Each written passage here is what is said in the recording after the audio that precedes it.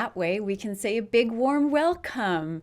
Alan Hayes, I am so thrilled to sit down with you today. We're going to be talking about the becoming of business. In other words, we're going to talk about the evolutionary trajectory of business. And we're going to do that from your unique experience, interest, and expertise.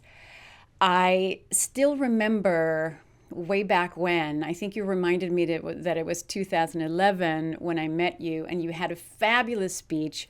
We were at a joint conference, and at the time I was the CEO of a branding agency, so it was all about the FMCG.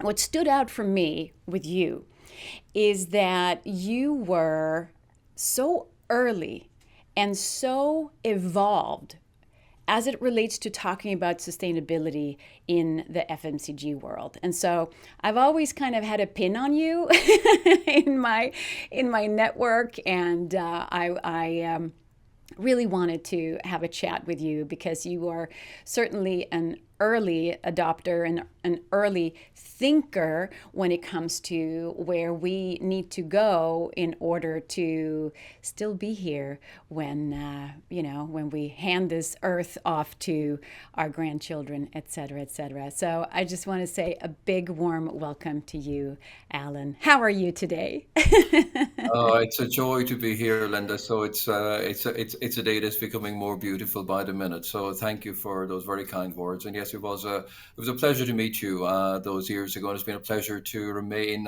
connected and in occasional dialogue. And here we are today, having another one. Yes.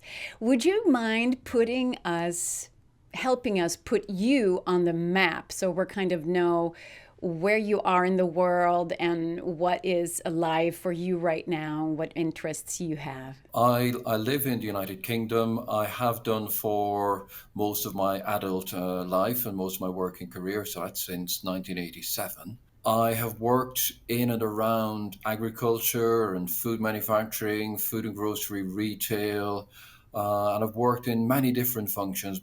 However, the common theme for the last 20 years, Linda, has been the broad area of sustainability. Originally, it started with carbon and with nature and biodiversity considerations back in the early 2000s. And in the last 5 years, it's become a much more holistic approach to sustainability, taking into account the ESG trends of recent years, but really focusing on how to bring environmental, social, climate, community, all of those different actors together into a single holistic view of how we make progress. And to your words earlier, how we ensure that we have a habitable, fair, and just planet to hand on to subsequent generations, whether it's our children, our grandchildren, or the seventh generation ahead. Yeah. Oh, how beautiful. Thank you for that. You know, there seems to be a theme in the discussions I have around the becoming of business that has to do with that there's already an evolution of how we are viewing and operating sustainability. And the trajectory has to do with a more holistic approach, as you were just mentioning as well. You know, I read yesterday that there seems to be around 60 billion habitable planets in the Milky Way galaxy. So, when I hear that, sometimes I get a little afraid that we're going to give up on this planet and we're going to be turning our attention to making it to other planets, and that would be such a shame. So how about we focus this discussion on actually having the Earth as our home and continued home for humanity. That's why I want to have these dialogues, because we tend to forget that we are in the midst of evolution all the time. And we have just pointed out that there's an evolution that we see as it relates to sustainability. Now, as much as I often interview and talk to people who are awake and aware when it comes to sustainable efforts and what needs to be done, there are also a lot of people who they seem to have this erroneous idea that what they do it doesn't really matter.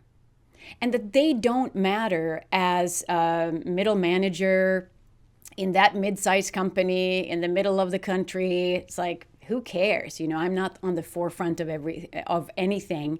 And I'd like for you to speak into what to that erroneous notion, and let's see if we can encourage people to understand what an important part they are of this evolution. And if you don't mind, we can actually look at this as, here's what happens if you do nothing. Here's what happens if we do something. But if we start addressing people who think that they are not impacting anything by just chugging along and putting their heads in the sand, if you will, or just believing that their choices don't matter. What do you see from your perspective when it comes to that particular perspective of not changing much of what we're doing today? That's a great starting point, Linda. Thank you. Perhaps the starting point to address that question of, as you describe it, the middle manager who thinks they have no influence and they're not on the front line, and therefore their actions, whether they do a little more, a little less, a little good, a little less good, that it makes no difference. That is a great indication of the fact that we do not give people, individuals, employees, managers, human beings, the 8 billion of us on this planet, we do not give ourselves as individuals or as people adequate place in our thinking and our decision making, in how we approach managing and organizing and running our businesses. We think that process, structure, hierarchy, organization, strategy, planning, measures, all of these logical, rational, hard measures and hard, granular black and white approaches are the way to do business. And yet it is people in every organization. It is people who manage and drive and amend and adjust and change and transform processes and organizations and transform businesses. So from that point of view, employees, individual employees can have collectively a huge amount of impact, but it needs to be collectively and collaboratively. And above all else, we as employees, in the first instance, we need to be given a degree of priority and importance and empowerment to think for ourselves and to understand that, yes, my actions do make a difference. They make a difference in the collective.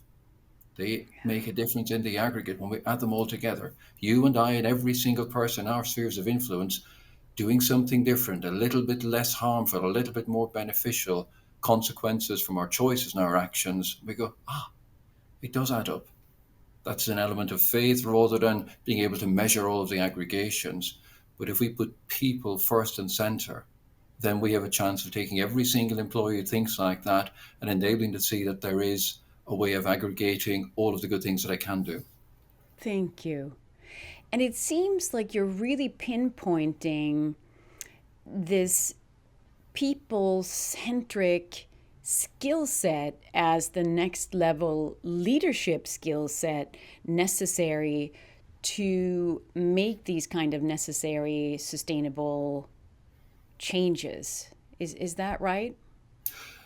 It certainly is. When I studied for my MBA, my thesis was about shared leadership, Linda, and I spoke to 20 chief executives and members of executive leadership teams across the FMCG industry.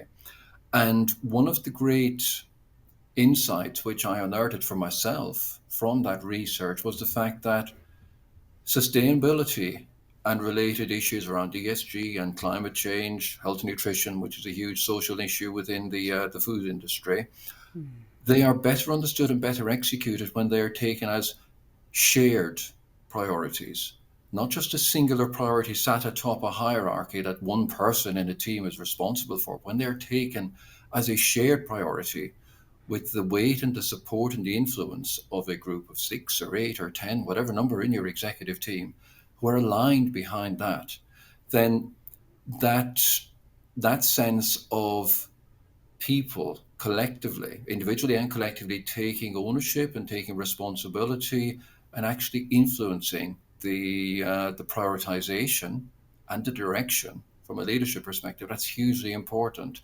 And if people are to come first within organizations, then above all else, people come first in the decisions that are made from the very top of the organization down, as well as from the bottom up. If you're going to reorganize, you're going to restructure, you're going to move, you're going to enter new markets, you're going to move into new categories. Great, you can do the charts, you can do the analysis, you can do the financial projections, the market share, the penetration projections. What about people? What Mhm. impact will those decisions have on individual customers, on consumers? What impact will have on individual employees? Those people who work up and down our supply chain. Gives you a very different lens, an additional lens, not a constraint, but another lens to make fabulously insightful, potentially better quality future facing decisions. That's the challenge for leadership individually and especially collectively. And I started to get to that for my shared leadership research, completely by accident more than by design.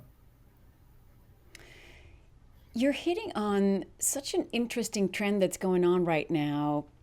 As you know, I do a lot of leadership development inside of organizations. And one trend that is emerging right now is co leadership. And that's exactly where your research led you in terms of where do we need to go in order to make it, I think, would be a fair Mhm. statement, because there's something about the old structures that are obviously heading down the wrong path when it comes to our joint goal, which is to still have a planet, right? And to have humanity thrive on this planet. And so, what I see is are more and more organizations switching to co CEO ship, which is an interesting trend because it requires a whole other inner capacity. It requires the kinds of mind skills and heart skills that most people actually don't have today. Number one, because they've never been trained in that kind of co leadership. A leader is supposed to be the person on top, and then it trickles down, and then that senior manager is the leader of those middle managers, and those middle managers are the et cetera, et cetera. So the dominating or dominant hierarchy that we're so used to then needs to move into another type of hierarchy that I think is coined growth hierarchy when we talk about this. And so it's so interesting that there's a convergence of where your research has led you and these trends that I see here in leadership development, because of course that's a need that has necessitated the changes and the trends in leadership. Is there anything else in that research that you have found? Have you been fortunate enough to have observed or seen any kind of examples or impact of that type of leadership switch that you're talking about? Any hopeful signs there? I've seen a number of interesting signs in my own personal experience over the last probably 3 years, so during the COVID pandemic in particular, Linda. And by that I mean seeing the impact around me of me being able to take some of those different approaches, putting people first, especially during the pandemic, and secondly, finding ways to share that burden of leadership and that burden of responsibility. It may be in an informal and unofficial co leadership way. And whether that is leaning in to support people or leaning in for people to come and support me. Because to your comment earlier on, many leaders, we don't have the knowledge and the skills that we require for co leadership and for its implementation within existing organizational hierarchies and structures, and especially the transformation of those structures and ways of working so that co-leadership becomes the default rather Mhm. than an idiosyncratic little experiment over here somewhere that is happening in a small number of organizations. And what really has struck me, I think, is that the difference between us talking to somebody about the benefits of co-leadership versus they seeing it. And I will give you an example. I Mm. was in one assignment at the start of 2022. I took on leadership and management of what was quite a new team of people. They were new coming together. They were new to each other as individuals. And they were trying to find their way through the final stages of COVID and lockdown and hybrid working and everything else.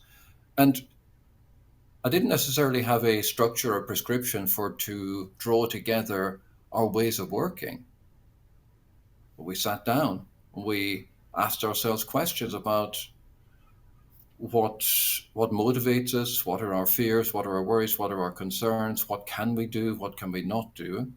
Then going and finding some examples from elsewhere. Well, how are other organizations in different industries handling this kind of question and bringing it together over a period of time and having some iterative conversations, no right answers, very good and equal share of voice. And we got, in a period of weeks, to defining on one chart a set of 6 principles that define quite clearly and explicitly our ways of working, which protected the individual, protected the performance of our function, our impact with colleagues and with peers around the business, and our more than adherence or compliance going beyond what was laid down to us within the organization as minimum requirements.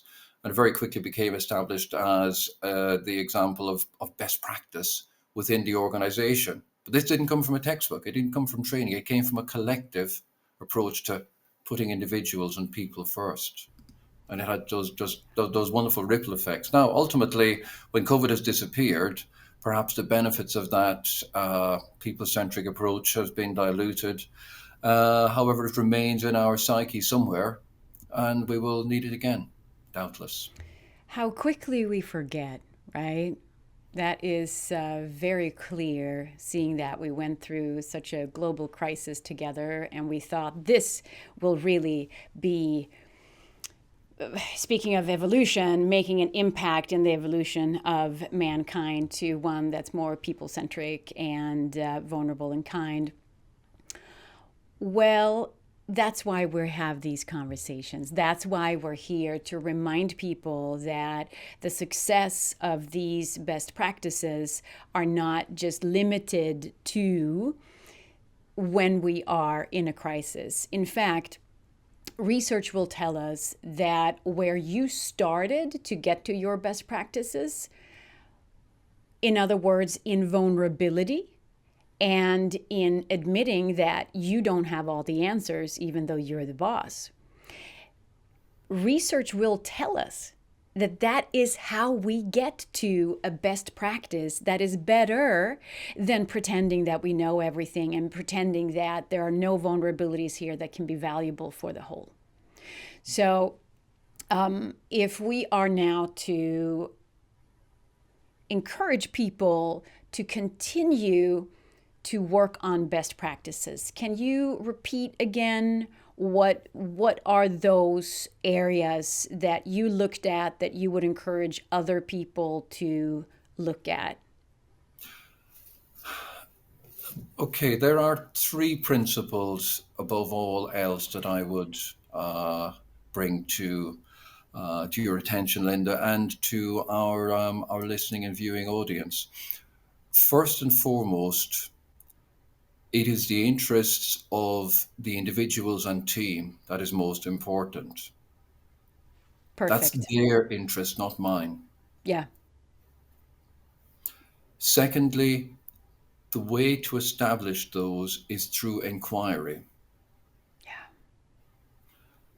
And thirdly, the outcome and the output of that process is equally and jointly owned so that we all hold ourselves individually and collectively to account. Love that. So we have the openness, we have the curiosity, and we have the accountability. Yeah. That is an extraordinary formula for people to take into their fold as they are managing and leading people through what is an ongoing crisis and awesomeness of being alive and doing business. And of course, the reason that both you and I love being in business is that it has such a big impact on the world. And I hope that everybody listening into this can feel that their contribution, even though it might look small, even though they might not have the audience that would say, what I do has such a huge global impact because now 30 million people heard what I said, rather that it's the ripple effects that you were talking about that actually makes the big difference. Because of course, what we are looking at now in terms of business as usual, it is leading us down a path that is not sustainable. And that unsustainable is not just a word, it is a reality where we can't inhabit this planet. So then the question becomes, if you could dream, if you can share with us a vision of where you would like to see us down the road. We can even talk about 100 years from now, or if you're more comfortable with 10 years, but it's whatever you see that you wish in your heart would be a reality. Tell us. I would love to hear that. Yeah, let's do 100 and come back to 10 and see if we can make sense of that. First of all, Sounds I'm good. going to go back a little bit, Linda. Prosperity Without Growth was a publication in the late 2000s, I think it might have been 2008. Professor Tim Jackson, an academic here in the UK, who was defining and setting out a vision of how society and economy existed with prosperity without the GDP magic genie that does so much harm and damage to us globally. Prosperity, valuing things that are still not monetized, valuing health, valuing society, valuing community, valuing people and well-being. Um, During my MBA program, he was referred to by one of our tutors as being somewhat of a renegade and a heretic. And Of course. I did very well to swallow my pride and not have a minor rant and meltdown because his thinking is superb. But it's the application of that.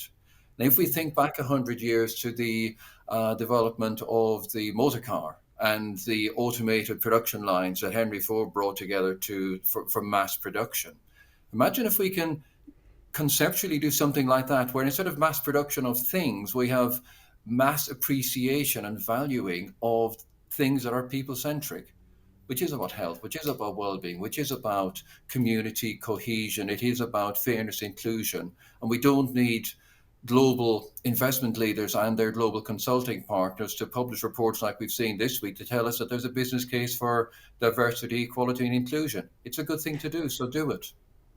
Build Yeah. it into your business model. That's where a world that makes more sense than it in 2123 instead of 2023. That's where a world that makes more sense in 100 years will come from. 10 years time, where we'll be on our way to um, purpose and sustainability strategies that are deemed leading edge and that look great on paper will have been replaced amongst whoever the leading businesses are that we look to by people-centric strategies. We are global businesses. We are looking after our shareholders, our stakeholders. We're doing so in a way that is people-centric. For different businesses, employees, shareholders, stakeholders, those who work in their supply chains, their customers, their consumers, those in their communities that are impacted by their operations, all need to be taken into account.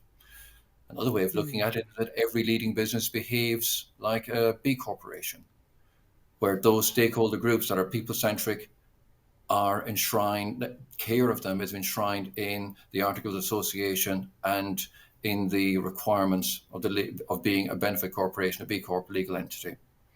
So maybe 100 years time, Mm, all of us are B Corps or equivalent. In 10 years' time, we're on our way to that.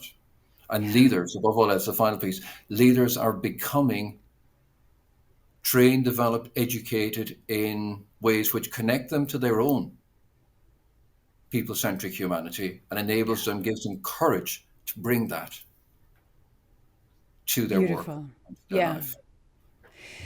And I think that call for humanity and having that connection with humanity is so important right now. And one of the conversations I've had in the Becoming a Business is with Chief Dwayne Perry of the Ramapo Lenape Indians, a tribe that I am close with here in the United States.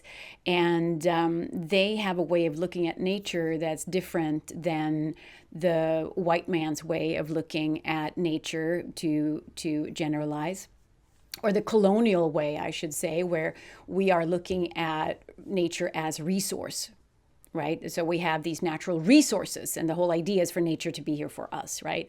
Whereas they are looking at natural elements also having those rights. Specifically, they've been talking about it's not about the right to water for all humans, it's also about water having rights. And so when we expand that humanity, we are going to, and this is what consciousness development will tell us, when we expand from our egocentric worldview to our ethnocentric worldview, where a lot of businesses are today, that we can bring into account in our consciousness the group.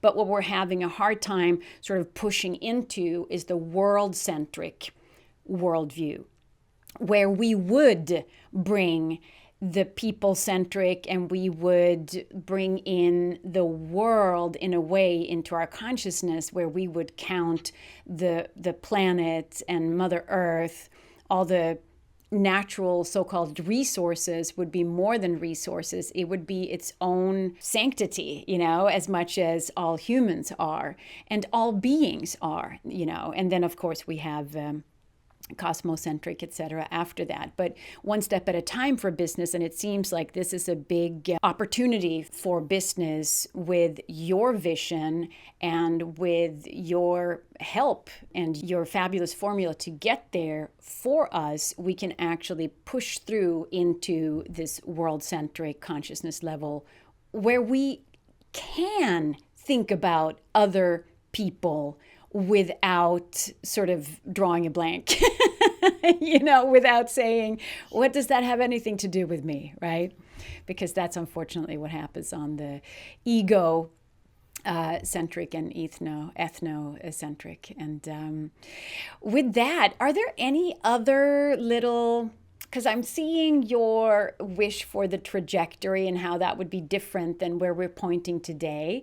And I'm seeing some fabulous way we can get there. Are there any other tweaks or anything else that you want to put in there as an encouragement to make that switch happen for the Alan trajectory of evolution? The final point, and it perhaps is a question, Linda, as much as an assertion or statement. And the question is, where over the next 10 years will those leaders who come to connect with their own humanity and their own people centricity and bring that to their professional lives, where will they learn to do that? Learn the importance and necessity, learn the skills and the awareness, and learn the vulnerability.